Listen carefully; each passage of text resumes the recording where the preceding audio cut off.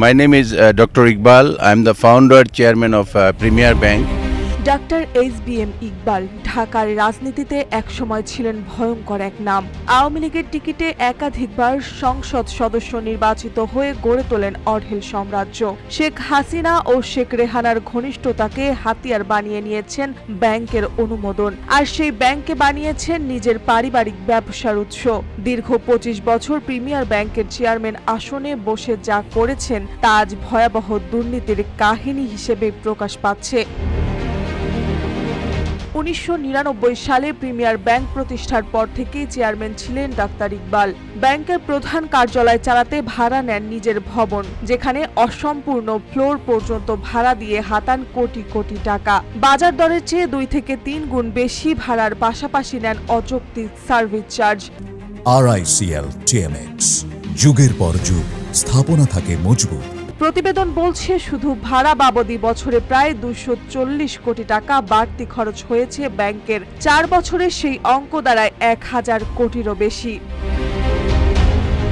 অনিয়মের তালিকা এখানেই শেষ নয়। পরিবারের সবাইকে বসান গুরুত্বপূর্ণ পদে। 2 ছেলে ভাইস চেয়ারম্যান ও চেয়ারম্যান, স্ত্রী ও কন্যা পরিচালক।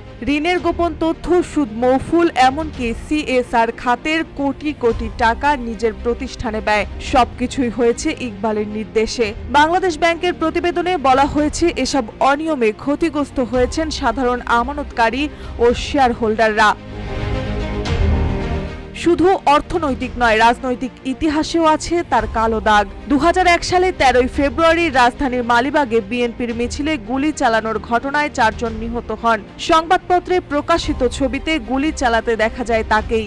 মামলা হলেও শেষ পর্যন্ত আদালত থেকে খালাস পান তিনি। ক্ষমতার ছায়াতেই টিকে যায় তার প্রভাব। এভাবেই bank, hotel, resort, medical college, বিশ্ববিদ্যালয় সবখানে ব্যবসা বিস্তার করেন ডক্টর ইকবাল। ঢাকার রেনেসা ও হিলটন হোটেলের ফ্র্যাঞ্চাইজি চলে তার হাতে।